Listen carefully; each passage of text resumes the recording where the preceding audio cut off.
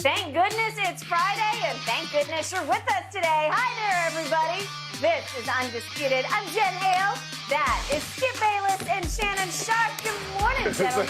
Thank goodness Kawhi can't make a basket. Thank goodness.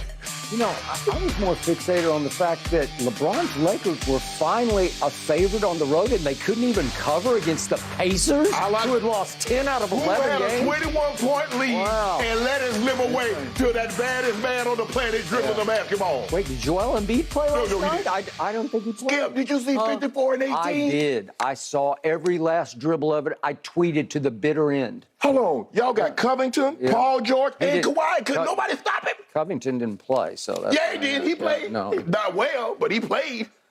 Neither did Kawhi. Kawhi did stop. Stop what? At the end of the game. He did. Don't do that. He blocked his shot. 54 points? Yeah, he did. Okay, we'll talk about that in just a minute. Are you sure you want to talk about that? Yes, I do. Okay. I definitely want to talk about it. I was just checking, man. Yeah. We're going to get into all of it. I promise. Yes. We got 2.5 hours. Okay, so the Lakers might not have covered, but gentlemen, they did win last night. LeBron in LA beating the Pacers 112-111, 1-point game. LeBron scored 26. He is now 63 points away from passing Kareem on that all-time scoring list. After the game, LeBron talked about the magnitude of the record. Take a listen. I think it's one of the greatest records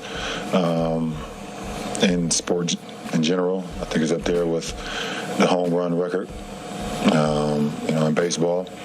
It's just one of those records that you just don't ever see or think that would be broken, and then you end up seeing guys, you had Hank Aaron that had it for so long, and you see the guys, the likes of like Sammy and Mark McGwire and those guys, start climbing that. It was like, oh man, this thing can really happen, and you start really watching it and paying attention to it, and you seeing Sammy and Mark McGwire go up the bat, and you like, they got a chance to knock it out every single time.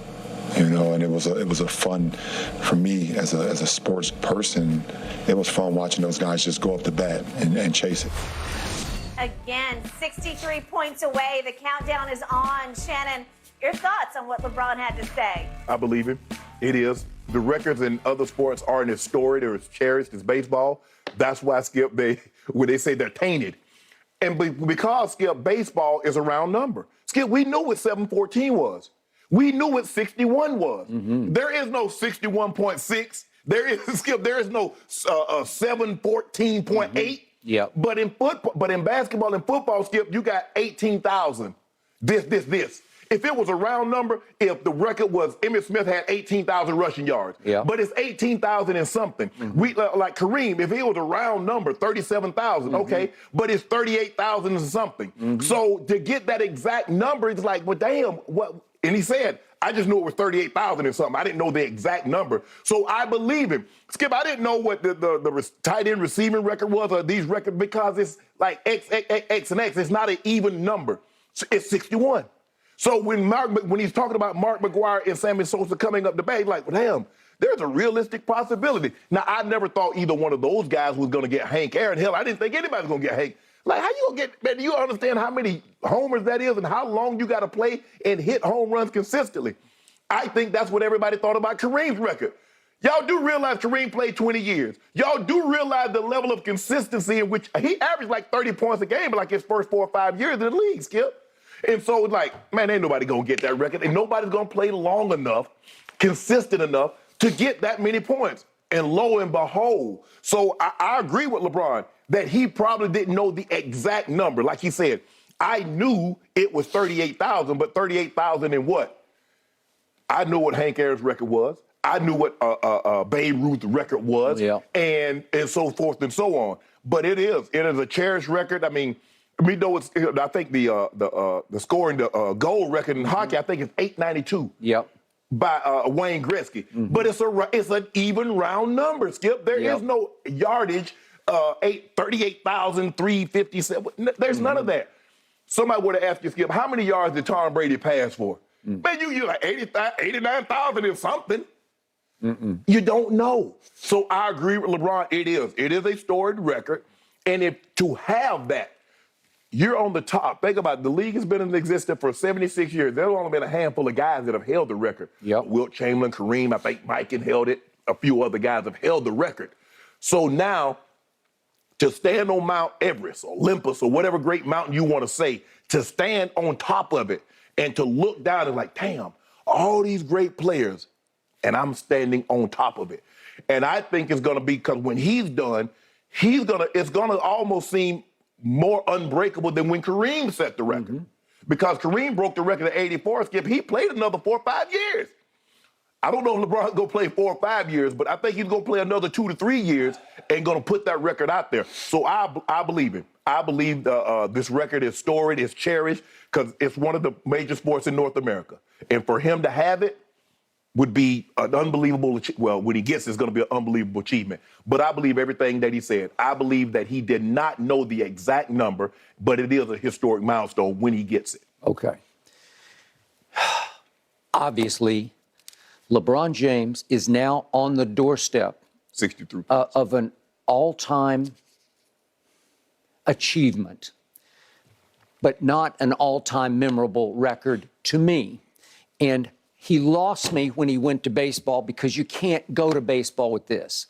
It came across to me as something of a humble brag, like, you know, it's right up there with, no, well, you're saying that, but I don't think the public is saying that, because even the hardest core LeBron fans don't know that number. That we start with that, because it's just too out there. It's 38,000. I have to look at it right now. 38,387. Okay, who knew? All right. So I'm not diminishing what he's about to accomplish, but you can't go there. He went into something that is hallowed, because the numbers are emblazoned in your sports psyche. You're growing up in rural Georgia. I'm in Oklahoma City, and we know 714. Yes. We just know it. Yep. We know 61. We know 62. Right. We know these numbers. We know Barry Bonds, 73. Right. We know 715. We know all these things. When Hank broke it was 755. Okay. He went up to 755 yeah, right. when he finally finished. Okay, just quickly to walk some of our younger fans back through this. Babe Ruth hit 714 home runs, and almost 40 years passed before Hank Aaron broke the record. Yes.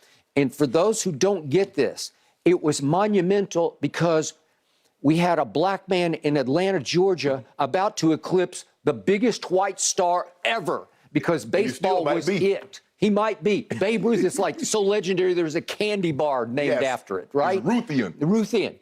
And he was mythical to me, because even I'm not old enough to know what he looked like. I see the grainy tape, and I see him hitting left-handed home. I watched all the movies about Babe Ruth, and I read all the bios to know everything I can. But I know where I was. That afternoon, I was studying for finals in my dorm room on the 14th floor of Tower 1 at Vanderbilt University with my little tiny portable black and white TV. I am watching it because it is live in the afternoon. They're breaking into every network, because Hank Aaron is on the doorstep of Babe Ruth. Mm-hmm. And I was fortunate enough, 1 year later in spring training, my first year out of college, I was at the Miami Herald, to be assigned to do a piece talking to Hank Aaron's teammates at spring training in West Palm Beach, where they the Braves trained. Okay. Hank wouldn't talk to me about it, because he said it was just too deep and too hard, all of the racist mail that he got. But it crushed him, man, because it was relentless hate mail, death threats. It was legitimate death threats where they had to fear for his life. Right. And I'll never forget the ball sailing into the bullpen, and it was caught by a guy named Tom House, who became one of my best friends, a left-handed pitcher, and he just catches it on the fly. Yeah. And Craig Sager, may he rest in peace, runs out and is running along with Hank Aaron as a big Atlanta Braves fan, going crazy, sort of escorting him around the bases. You want to talk about legendary. I never thought I would see the day. I think Dusty Baker's on deck circle. He was. He was on the on-deck circle. And I've talked to Aaron's teammate, Ralph Garr. Do you remember Ralph Garr? And he just poured his heart out about what Hank had gone through. And I wrote this piece for the Miami Herald. So the point is, I felt like I was almost part of it. Right. And then I hark back to Roger Maris trying to eclipse Babe Ruth's single-season home run record of 60. Right. And it had stood for forever. It stood for 34 years. Okay, so 34 years. 27. Okay. Yep. Then they were maybe the mightiest team of all time was the 27 Yankees. And I know this is all flashback, but trust me, it was it at the time. So do I remember where I was when I heard that Roger Maris had hit his 61st home run? I do. Believe it or not, I was going home from football practice in the fall in September. Todd Thompson's father was driving us home, several of us home, and it came on the radio. Roger Maris has just eclipsed. Well, it was enormous. Right. How did he do it? And I told you the other day. Then stories came out where he lost all of his hair because of the pressure, because it's so hard to hit a home run. Well, I think the thing that was working against him is that nobody wanted him to break Babe Ruth's record because he was so beloved. No one wanted Hank Aaron to break Babe Ruth's record. Not only was he beloved, but it was a black man. Black man had only been started to play since 1947. Correct. So you think about that. So he broke the record in 74? Yes. 47, 74. That's 27 years. Okay, that's it. So there's a lot at play here. LeBron is not... Look, I'm sure there are some people that don't like LeBron, Skip, but I don't think it's to the vitriol there's that Roger Maris and Hank Aaron. I mean, nobody resents this. I mean, who resents it? They're not sending him death threats saying, I hope you die N-word. Because LeBron, trust me, no disrespect to Kareem, but LeBron is 100 times more lovable than Kareem was. Kareem was difficult. Yes. He was distant from the media. Yeah. He was unto himself. Yes. He was just distant. He just was aloof. From everybody except his teammates internally with the Lakers. But I've told you, I'd set up one interview with Kareem in like 85. It would be right after he broke the record. And he stiffed me on the interview. I don't know why, but he stiffed everybody. And yet it hurt me because I'd planned a whole day's column around this interview. And it's supposed to be at Moody Coliseum in Dallas where they were going to have a little workout. And he left and stiffed me. Okay, that's who he was. LeBron doesn't stiff anybody. No. He is beloved, and he should, because you just heard him. He just poured his heart out about what he's what definitely not. means. He says, I'm going to sit down and do an interview with you. He's going to sit down and do an interview with you. He's not going to cancel at the last minute. Then the next thing I was involved in, day after day after day, was the great home run race of 1998, and I've never seen anything like it except it was steroid fueled. So it all got sort of disqualified. But in the days, you know what was happening. Because you were winning a Super Bowl at that point. Right? Yep, 98. But I was there for every step of the way because I'd never seen anything like it, because it got to the point where steroid fueled, but they were hitting home runs on cue. I've never seen anything. And they blow past 62 home runs. And yet McGwire winds up with 70. Because, listen to this. Third to the last game, he hits one. Then second to last game, he hits two. And the last day of the season, he hits two more home runs. So he hits 5 in 3 days to get all the way to vault to 70. And Sammy was just fighting his tail off. Sammy had the lead for the longest time. He did. He had the lead, and he fell off and wound up with 66. No shame in that. Because they both broke the record. And then, obviously, I was there for every step of the way because I was covering Barry Bonds when he broke the record to get to all the way to 73. And then he breaks Hank Aaron's record of 755. So I was there for all these, and they're emblazoned in my psyche because they're home runs. And home runs, to me, are so much harder to hit than a field goal or a three-point shot is to score. Because LeBron's going to score every night. He's going to get 30, 35 a game every night. And so it doesn't seem like as difficult a task as hitting home runs. So I can't even begin to equate it. Well, they say the hardest thing to do is hit a baseball. Well, it is. Okay, what did we just see this summer? We saw Aaron Judge chasing Roger Maris's American League home run record.